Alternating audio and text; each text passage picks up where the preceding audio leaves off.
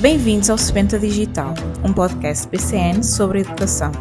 No episódio de hoje vamos refletir sobre a importância da liderança e da gestão no contexto escolar. Num tempo em que as escolas enfrentam desafios cada vez mais complexos, desde a inovação pedagógica à gestão de equipas e recursos, é essencial compreender como a liderança influencia a cultura e o sucesso da escola.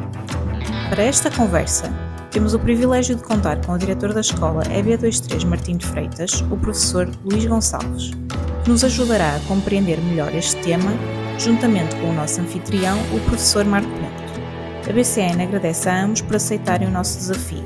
Antes de começarmos, lembramos os nossos ouvintes para subscreverem o podcast de Sebenta Digital e ficarem atentos aos próximos episódios. Para saber mais sobre soluções EdTech e tecnologia educativa, visite bcnsistemas.pt ou bcnonline.pt. Então, bem-vindos a mais um episódio do podcast Sebenta Digital. Nós viemos para Coimbra nestes últimos meses, e então, vindo para Coimbra, permanecemos aqui na sede do Primeira Escola de Martim de Freitas, e agora posso agradecer ao Sr. Diretor por nos receber aqui na escola.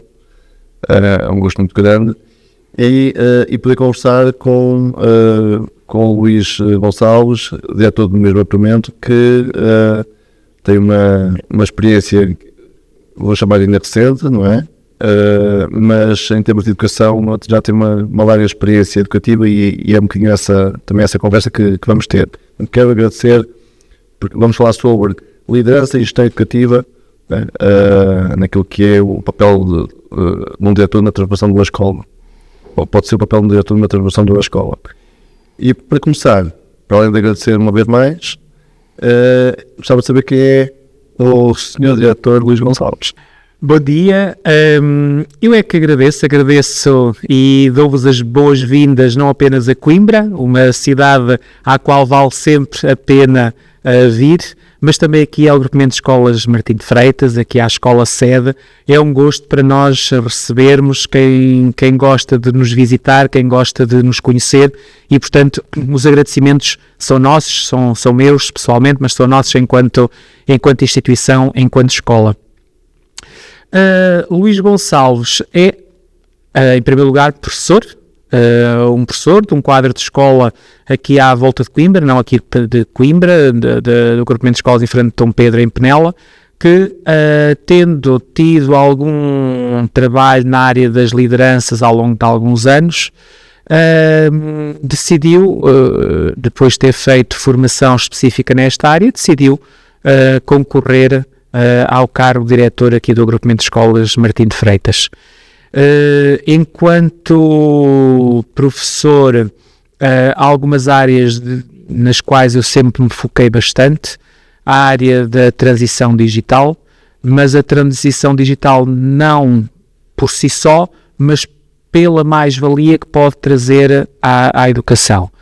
E a transição digital associada à internacionalização, porque me parece que todos nós temos muito a ganhar quando quando alargamos os horizontes da nossa sala de aula, e esses horizontes começam na nossa cidade, na nossa região, no nosso país, mas vão além de Vilar Formoso, e do lado de lá temos muito também para partilhar, para trabalhar em conjunto. E portanto, Luís Gonçalves é essa pessoa, esse diretor que gosta de levar para dentro da sua sala de aula um pouco do que se passa no mundo. Então, há aqui uma experiência acumulada enquanto docente, desde logo, e isso parece-me que é relevante, ou seja, não se é diretor de carreira, não é? Sim. É diretor porque há uma experiência de sala, de contexto, e parece-me que isso é fundamental para aquilo que, na verdade, são as atuais funções enquanto diretor de uma escola, não é? Sim. Eu este ano, inclusive, optei por ter também uma turma, lecionar uma turma. Ano passado tinha tido uma primeira experiência, mas de uma academia, uma espécie de clube, que é sempre diferente, e este ano optei mesmo por trabalhar diretamente com uma turma. E porquê? porque efetivamente o Marco disse bem, eu estou nestas funções há 2 anos e meio, estou, digo com a maior honestidade possível, estou a aprender a ser diretor. Mas há algo que não sai de mim. Eu sou professor, eu gosto de dar aulas, gosto de estar na sala de aula, e senti a falta desse contacto direto com os alunos, porque uma coisa é o contacto nos corredores, quando chegamos, nós no início do ano temos a recepção aos novos alunos, e quem me conhece já sabe que há algo que eu trabalho com esses novos alunos aqui na escola no 5º ano, são normalmente os alunos do 5º ano e os outros que vêm para os outros anos pela primeira vez. E digo-lhes que é muito importante começar a entrar na escola e dizer logo bom dia à Dona Céu ou à Dona Sandra, que são as pessoas que estão na portaria, ou outras, mas normalmente são estas duas, e dizer bom dia às pessoas com quem nos cruzamos. É um bom princípio de educação e é por aí que deve começar o nosso dia. E os alunos corretamente cumprem. Eu venho desde a portaria até aqui à zona de direção a dizer bom dia sempre aos alunos e fico muito feliz com isso. Mas esse é um lado, digamos que é o lado mais de diretor. É diferente estar dentro da sala de aula. É diferente gerir 28 alunos de uma turma num espaço exíguo. É diferente tentar implementar uma metodologia em que as ilhas são o centro da nossa organização de muitas salas de aula. Uma coisa é nós falarmos disso em conselho pedagógico, outra coisa é eu estar realmente com os 28 alunos nesse formato, porque é necessariamente diferente. Luís, isso é extraordinário porque sabe melhor do que eu que não é uma prática comum nas direções das escolas. Ou seja, esse assumir esse duplo papel de um diretor-professor ou um professor-diretor, conforme for o princípio. Ou seja, a mim parece-me que tem a ver essencialmente com uma questão de liderança pelo exemplo também. Sim, podemos chamá-lo liderança por exemplo. Sim, obviamente que se eu enquanto diretor, se nós enquanto direção, se nós enquanto conselho pedagógico consideramos que a organização da sala de aula é uma parte importante nas alterações da metodologia da própria aula, se nós consideramos isso importante, é necessário também irmos para o terreno para perceber quais são as dificuldades.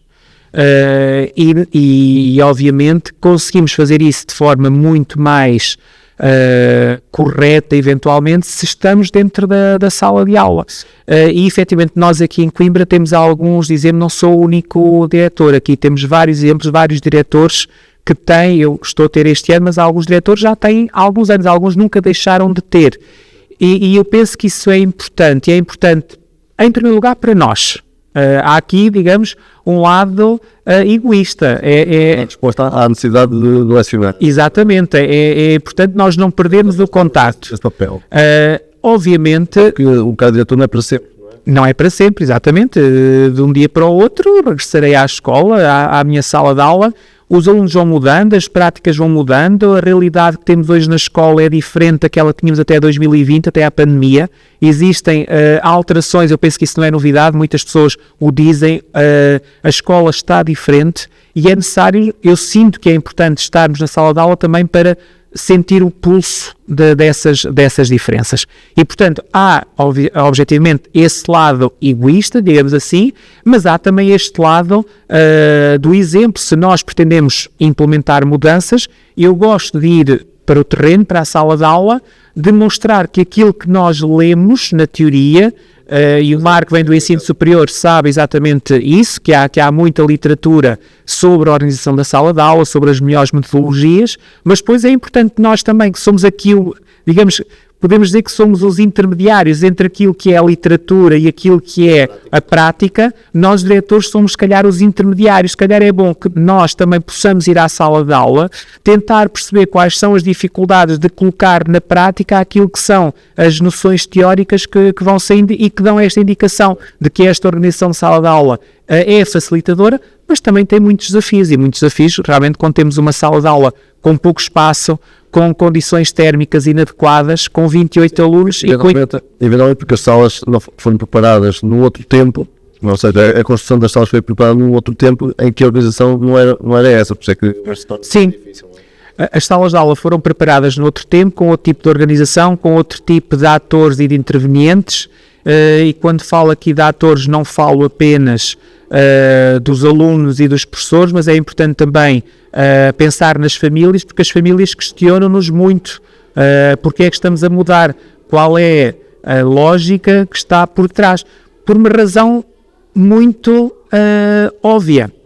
Todos nós que aqui estamos, provavelmente, e as famílias estarão mais ou menos na mesma faixa etária, são pessoas que fizeram a sua formação no outro modelo. No modelo autocarro, comboios, chamemos-lhe o que quisermos, digamos, numa sala de aula com uma organização tradicional. Alguns, eventualmente, tiveram uma inovação que foi já não serem autocarro, mas foi IU. Portanto, já há aqui alguma diferença, alguma, mas eventualmente passaram por essa organização. Mas as famílias têm uma ideia da sala de aula, do professor no centro a ensinar, os alunos no seu lugar a absorver, a aprender, para depois transmitir. E há aqui um lado, que é o lado da comunicação, que com as famílias, que também não é fácil, que também nos traz alguns desafios, que nós procuramos realmente ter alguma proximidade, também por isso, quando falava dos atores. Queria só voltar um bocadinho atrás, só para clarificar duas coisas. Uma, quando falamos de forma de escola, falamos de que dimensão e o que é que, enfim, o que é que contempla, simplesmente. A Fórmula EB23...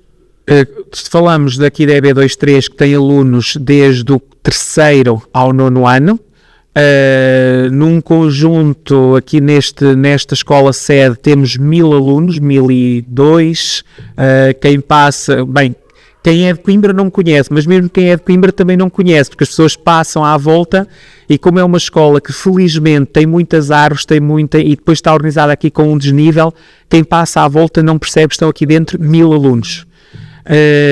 E depois temos mais quase 700 alunos espalhados entre 2 jardins de infância e as EB1s, o Centro Escolar de Montes Claros, depois a EB1 da Conchada, Santa Cruz, Olivais e Coselhas. Portanto, é este conjunto de cerca de 1700 alunos, quase 200 professores, 85 elementos de pessoal não docente. Aqui na escola, numa zona privilegiada da cidade de Coimbra, mas também com escolas que recebem alunos de zonas muito pouco privilegiadas, muito desafiante. Portanto, digamos que é uma escola que tem, do ponto de vista daquilo que são as habilitações literárias das mães, aquilo que a literatura nos diz ter grande impacto nas aprendizagens. Sim. Portanto, falamos de mães com 68% de mães com formação superior, o que é muito bom, mas temos cada vez mais também um grupo de alunos que vêm de origens que sem estudos superiores. Também provavelmente estão a receber também bastantes alunos que vêm, inclusive de fora do país. Sim, exatamente. Portanto, algumas dessas escolas, no primeiro ciclo, segundo e terceiro ciclo não se nota tanto, digamos que atendendo à dimensão e às dificuldades de acolher mais alunos, porque nós temos as nossas turmas todas cheias, não se nota tanto. Nas escolas do primeiro ciclo nota-se mais essa chegada de alunos que vêm de outros países, sim. E do ponto de vista daquilo que é o papel de um diretor, para quem, se calhar, às vezes duvida um bocadinho de quais são a principal função de um diretor do argumento de escolas, o que é isso de ser diretor? Quais são os grandes papéis que um diretor enfrenta, sabendo que, ainda por cima, é um diretor que tem turma, não é? Portanto, sim. Vamos ter a questão agora da docência e centrar na questão da gestão. A parte da gestão é importante para um diretor, e eu vou começar por aqui, porque nas mãos do diretor e da direção, apesar do ponto de vista legal, é o diretor que assume, mas do ponto de vista daquilo que é a gestão normal, nós procuramos que seja a direção. E apesar da responsabilidade última ser sempre o diretor, mas parece-me que do ponto de vista alguma lógica de uma escola que deve... Exatamente, que existe esta liderança partilhada com a direção, com o conselho pedagógico, com outras estruturas intermédias, como sendo coordenadores, diretores de turma, coordenadores de projetos. Eu penso que é muito importante que isso aconteça. Mas enquanto diretor e não furtando àquilo que é a responsabilidade do diretor, o diretor, do ponto de vista da gestão, tem a gestão mais importante de todas. Tem uma gestão de 1.700 alunos, do bem-estar e da aprendizagem de 1.700 alunos, das expectativas dos correspondentes pais, mães, encarregados de educação e restantes familiares, do bem-estar e do sentido profissional de quase 200 docentes e de 85 elementos do pessoal não docente. Portanto, digamos que aquilo que poderíamos começar por colocar no topo, ou na base, se quisermos na base, é as pessoas. É pensarmos que por muitos e-mails, plataformas, preenchimento de documentos, etc. que tenhamos, tudo isso que nós fazemos tem de ser feito a colocar as pessoas em primeiro lugar. Obviamente, colocar as pessoas em primeiro lugar não significa que se possa dizer sempre que sim a tudo. E isso também é outra função do diretor, essa gestão de expectativas de várias ordens. Falei de gestão de expectativas das famílias, mas também às vezes gestão de expectativas de alunos, gestão de expectativas de professores, porque temos de ter esta visão macro de uma organização e perceber que, tendencialmente, quando nós dizemos um sim ou um não, ele tem de ser alastrado, há um efeito de alastro. E muitas vezes não podemos dizer que sim a tudo, nem que não a tudo, depende dos impactos que pode ter para a organização e no limite, para os nossos alunos. E, portanto, daquilo que é essa questão do trabalho do professor, do diretor, o trabalho do diretor é pensar, em primeiro lugar, nos alunos. E depois, a partir daí, é pensar, a partir do que nos diz a legislação, dos recursos humanos que temos, dos recursos materiais que temos, como é que podemos colocar tudo isto ao serviço dos alunos, ao serviço das suas aprendizagens, seja através da distribuição de serviço de projetos que possam servir para melhorar as aprendizagens, exatamente, seja por procurar seja no Ministério, seja em parceiros da comunidade, seja nas autarquias, seja, enfim, tentar perceber onde é que podemos ir buscar elementos de apoio para colocar em prática aquilo que é um projeto de intervenção do diretor, sim, do ponto de vista pessoal, mas depois também aquilo que é um projeto de escola, que é o projeto educativo. Portanto, aquilo que é o trabalho do diretor, sim, responder a e-mails da tutela, das organizações intermédias, da autarquia, de encarregados de educação, de professores, de entidades parceiras, de entidades que nos procuram para propor projetos, de estagiários, de entidades de ensino superior, enfim, há todo este... Podcast. Exatamente, podcast também. Efetivamente, a imprensa também, por vezes. Na verdade, isto é comunicação. Sim. E uma escola que não comunica muitas vezes não existe também, não é? Quer dizer, é preciso comunicar. Eu percebi que parte do papel, e agora entra um bocadinho nos desafios de liderar e gerir uma escola no sentido mais lato, não é? Uma das dificuldades, até percebi há um bocadinho naquela questão das famílias não compreenderem se é assim, se é de outra forma, porque é desta forma, porque não é outra. E isto faz parte de um processo de comunicação que é preciso ter muitas vezes para dentro, sim, não é? Mas também para parte da comunidade que não percebe o que é uma escola, não é? E também é um bocadinho isso que estamos a querer fazer com este podcast, é que se possa comunicar também quais são esses grandes desafios que o diretor enfrenta. A comunicação é algo fundamental e central numa escola. Nós, inclusive, este ano começámos o nosso ano, aqui também com o apoio do Centro de Formação, por uma ACD com o nome Comunicar Ponto. Porque a ideia é exatamente essa. Nós precisamos de comunicar, precisamos, sobretudo, de comunicar melhor.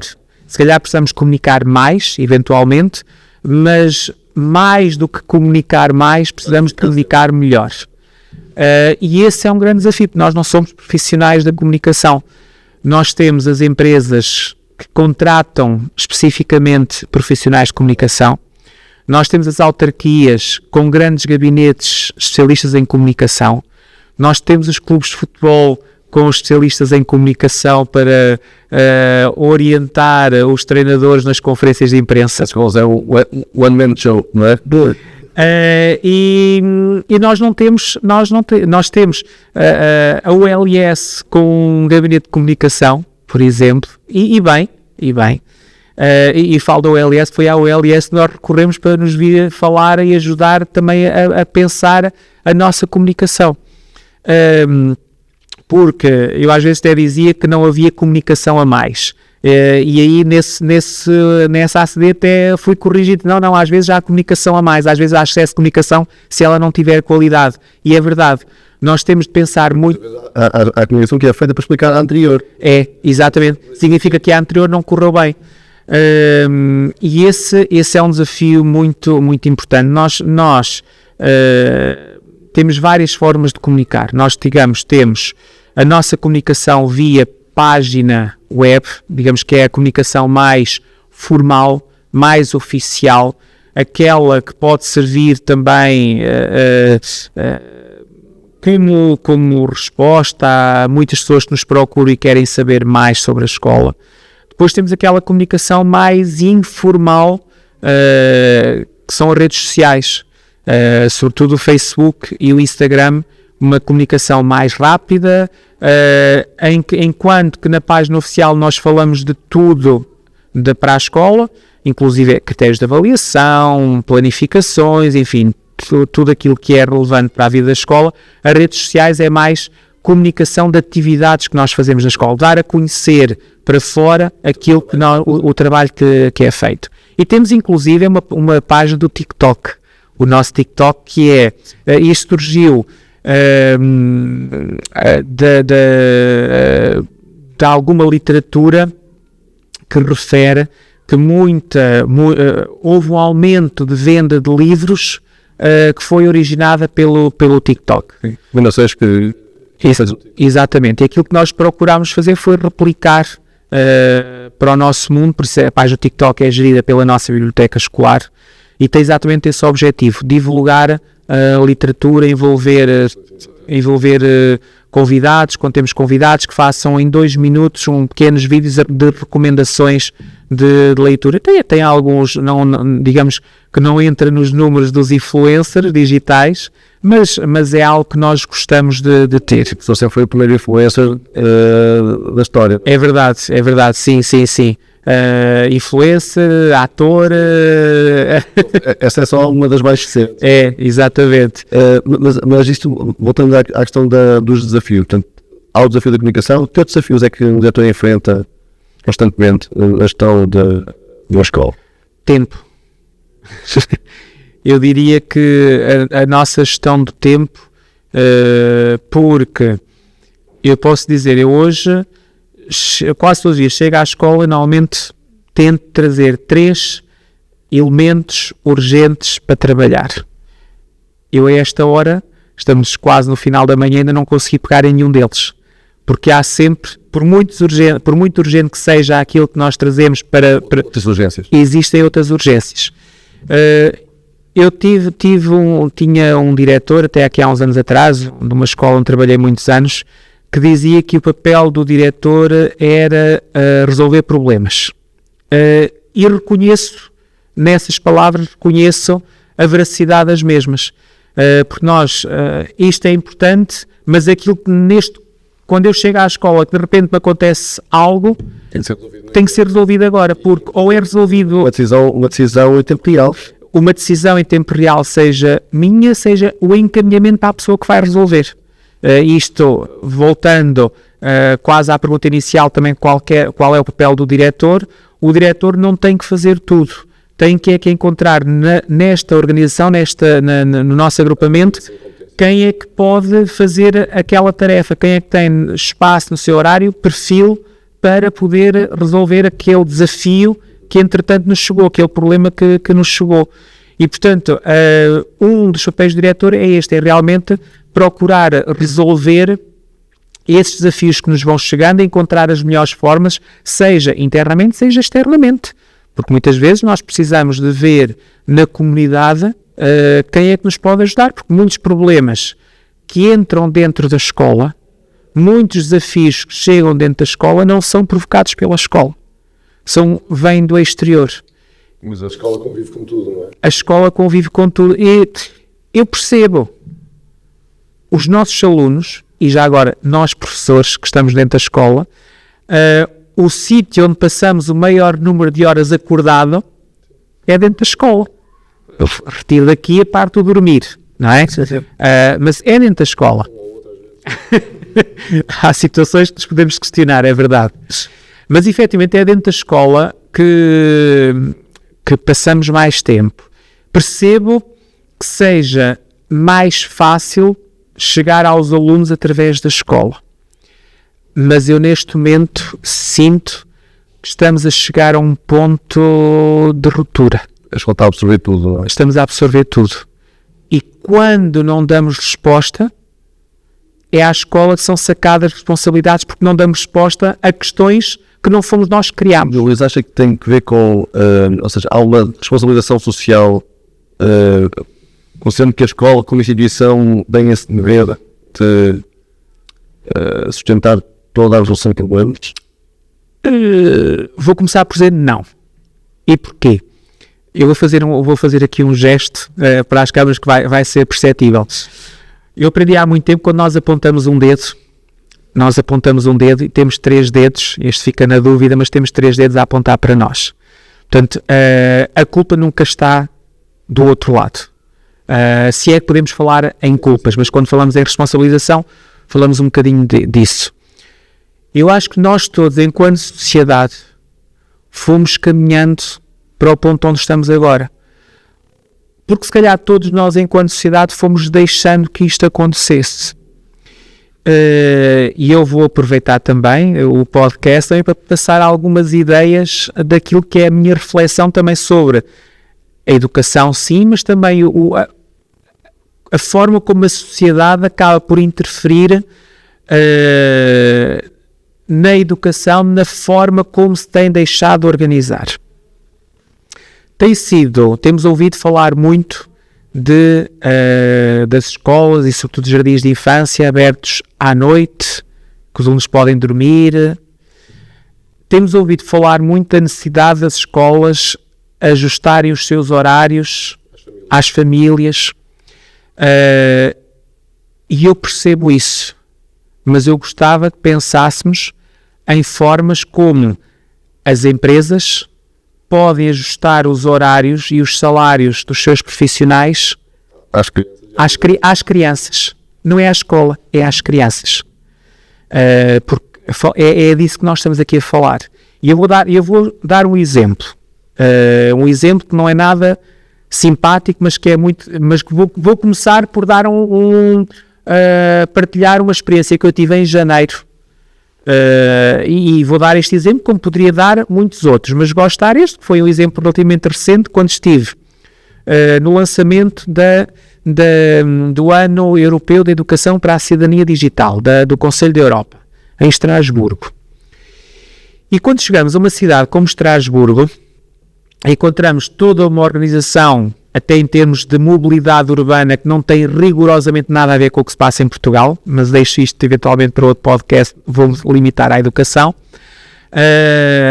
Mas também isto tem influência na educação, porque fui visitar uma escola e à hora de saída, todos os alunos estavam a sair da escola e a apanhar transportes públicos. Sim. O número de alunos que estavam a utilizar outro tipo de transporte era reduzido.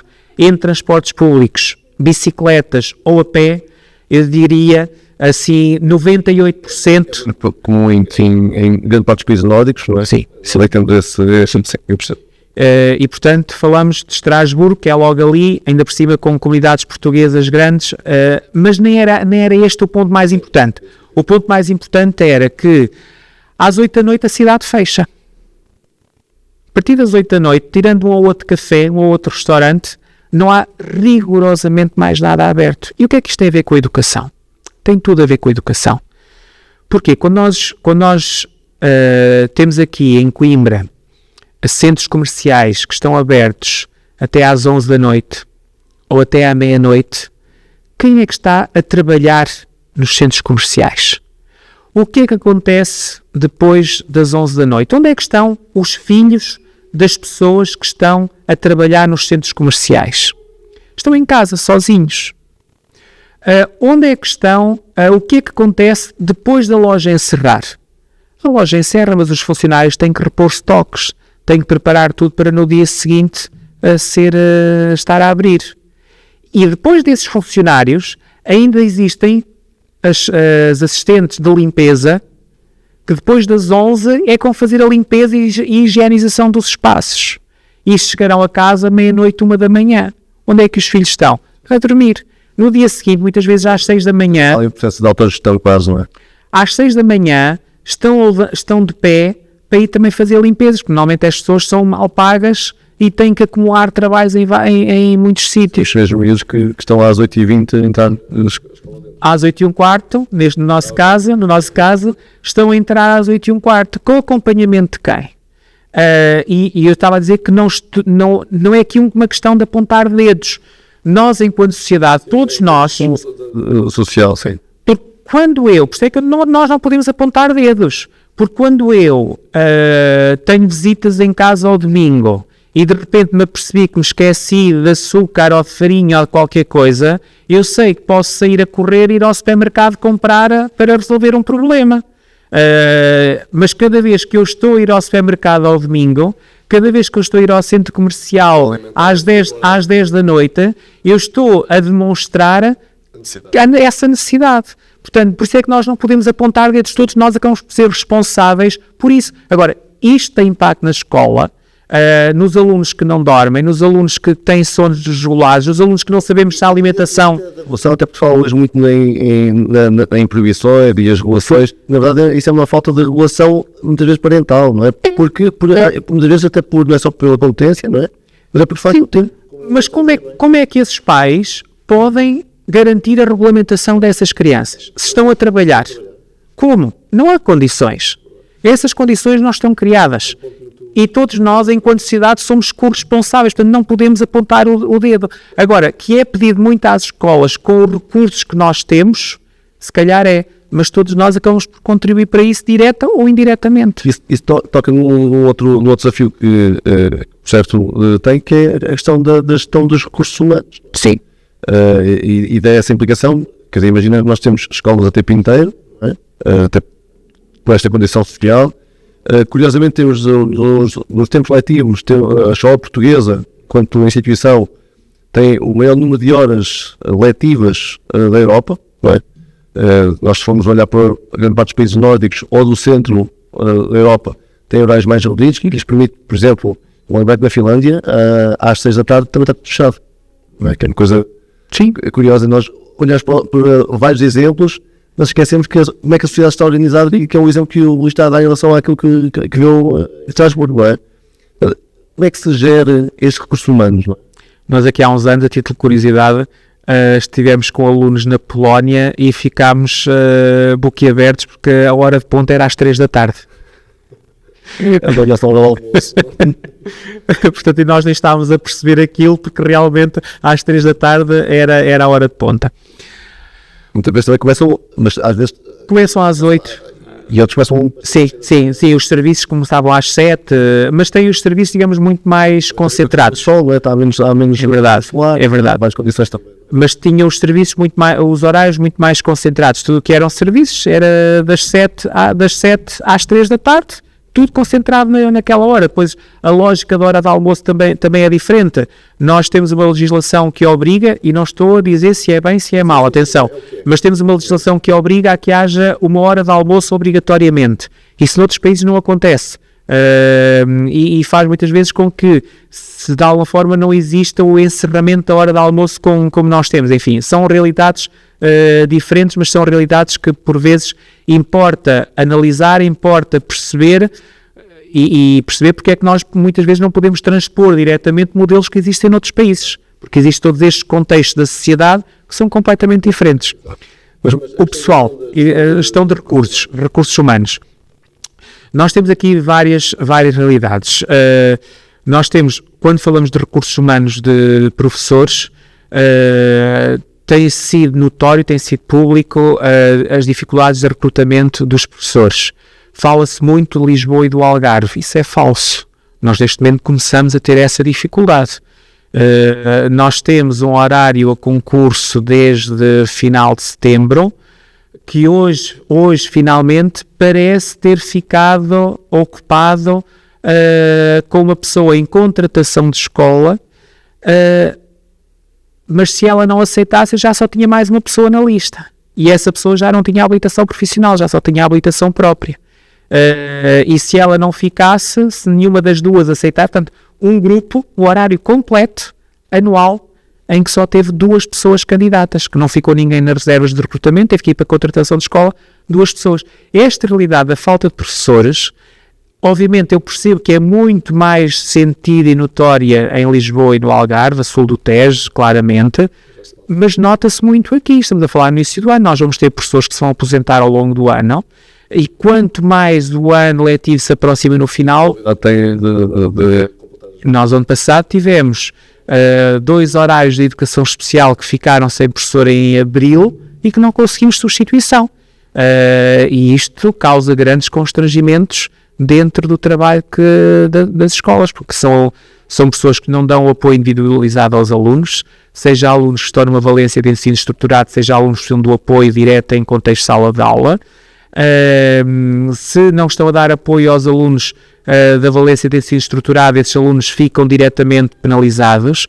Se são os alunos que estão em contexto de sala de aula, ficam esses alunos, mas também os outros, porque o professor da turma tem que se centrar também nesse aluno, tem menos autonomia, e depois tem todas essas implicações.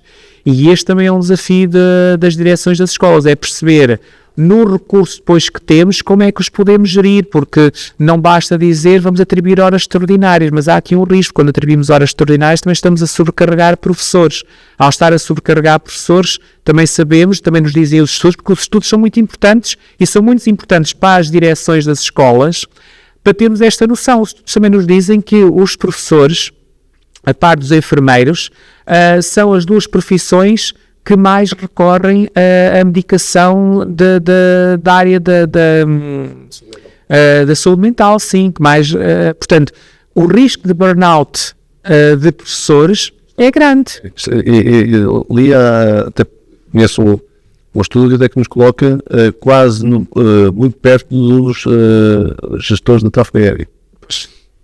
Sim, sendo que os gestores de tráfego aéreo, se não falha a memória, ao fim de 2 em 2 horas têm uma pausa obrigatória para fazer, só podem trabalhar 2 horas. Sim, mas para isso, para perceber realmente, e isso não nos acontece. Nós temos, os nossos professores têm que estar das 8h15, se for preciso, até todos os dias. Portanto, não tem esse tipo de pausa. Estamos aqui com o tempo já que me tinha apertado e precisava que os vossos um bocadinho mais rápidas. E uma tem a ver com como é que uma liderança pode influenciar o sucesso e a aprendizagem dos nossos alunos. Nas opções que toma, nas decisões que toma, na distribuição de serviço. Digamos que a autonomia das escolas não é tanta como aquilo que às vezes se apregou. Digamos que nós temos uma autonomia muito limitada. Ainda assim... Isso é um obstáculo? Em alguns aspectos, sim. Gostaria de ter mais autonomia? Sim, eu penso que seria importante termos mais autonomia, provavelmente do ponto de vista, ou melhor, antes disto, antes de eu me lançar, porque depois pode ser, estas palavras podem ser usadas contra mim. Eu vou distinguir aquilo que poderia ser o ponto de vista de diretor apenas desta escola, e digamos que, por exemplo, ter mais autonomia relacionada com recursos humanos poderia ser importante, certo?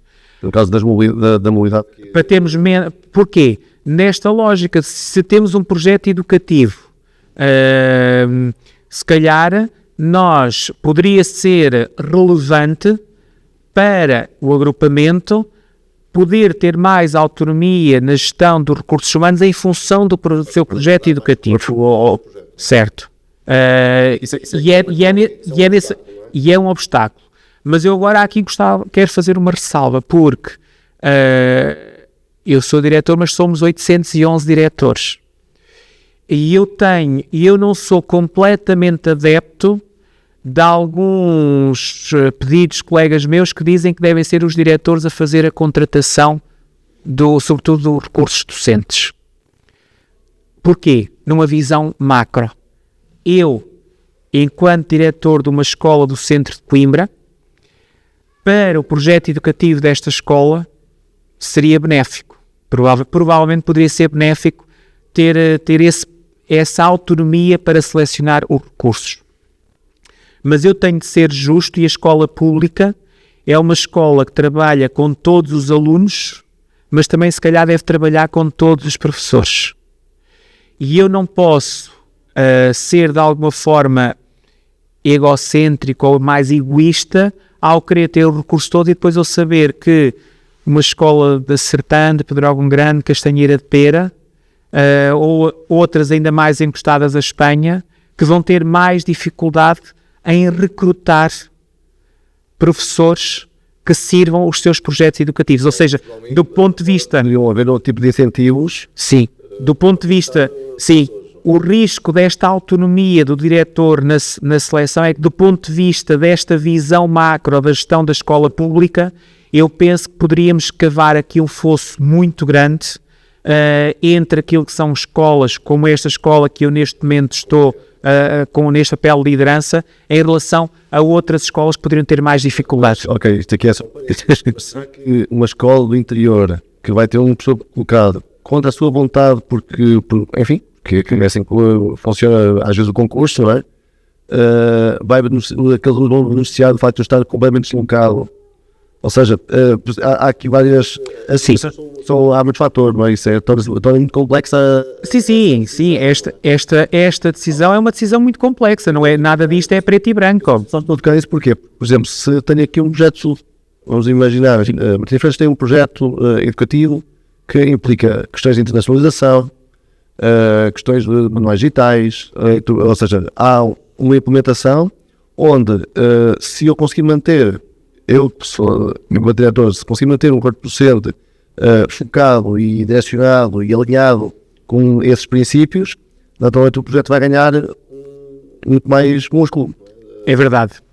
Mas também... Se eles perderam ao fim de algum tempo, quer dizer, até do ponto de vista formativo, perde-se competência no projeto. Completamente de acordo. Por outro lado, esse também, e aqui se calhar vou dizer isto, porque só estou no papel de diretor há 2 anos e meio, ainda estou fresco, mas isso também é o papel do diretor. Se calhar este obstáculo que se cria porque eu perdi, vamos falar dos manuais digitais, porque perdi alguns professores que estavam, que tinham um trabalho, que tinham um conhecimento adquirido na área dos manuais digitais que era muito importante, foi uma experiência que se perdeu no agrupamento. Por outro lado, estou noutra escola onde estou a implementar essas medidas, do ponto de vista da escola pública, a escola pública continua a ganhar, portanto foi conhecimento que se adquiriu aqui que está a ser implementado noutro local. Voltando ao papel do diretor, também me cabe a mim enquanto diretor, nos cabe a nós enquanto direção, e é um desafio também importante percebermos nas pessoas que ficaram cá colocadas quais são as suas mais-valias. E isto às vezes também é muito interessante, é irmos descobrir a quem chega... O projeto pode ter aqui uma mutação. Percebermos que nas pessoas que chegam, temos outras mais-valias podem ser potenciadas e que se calhar os manuais digitais nós já tínhamos e continuamos a ter, mas de repente damos-lhe aqui um refresh noutras áreas. E isto também é importante. E é um desafio grande e continua, se calhar é porque estou nestas funções há pouco tempo e ainda talvez tenha este lado muito positivo, esta visão muito positiva dos desafios que nos podem chegar. E para terminar, ou pelo menos há aqui duas questões para fecharmos. Uma tem que ver com... enfim, estava aqui a dar esse exemplo de como é que na verdade a gestão podia melhorar questões de eficácia de um projeto educativo, ao fim e ao cabo tem a ver com isso, mas quais são as características para um bom líder? Que é isso que se trata também. Quer dizer, falámos há bocadinho do exemplo, eu enquanto exemplo, quando tomo a decisão, mas se eu também a tenho que aplicar, também tenho alguma participação ou na própria turma, isso parece-me que é uma excelente iniciativa, mas que outras características é que fazem um bom líder? O exemplo é fundamental. Eu sempre que estive envolvido, por exemplo, na formação da cidadania, eu falava muito disso, dava sempre o exemplo dos estacionamentos. Eu não posso dizer que não se deve estacionar mal e depois ser o primeiro a colocar num local proibido, a colocar em cima de um passeio, etc. Portanto, o exemplo é fundamental, como é fundamental passar e dizer bom dia a todos os alunos desde a portaria até a entrada, estar também junto dos professores. Ouvir é muito importante. Estar disponível para ouvir. Embora, e depois às vezes é muito difícil... O tempo, não é? Mas é importante. Ter tempo para ouvir é importante, salvaguardando que ouvir todas as pessoas não significa depois seguir aquilo que as pessoas pensam que devemos seguir. Porque obviamente devemos ouvir todas as partes, mas depois a partir dessa altura é preciso tomar decisões e nesse tomar decisões é preciso medir, tomar pulso a muitas coisas. Há os recursos que temos, há recursos humanos, há recursos digitais, há legislação, há aquilo que é esperado das várias instituições.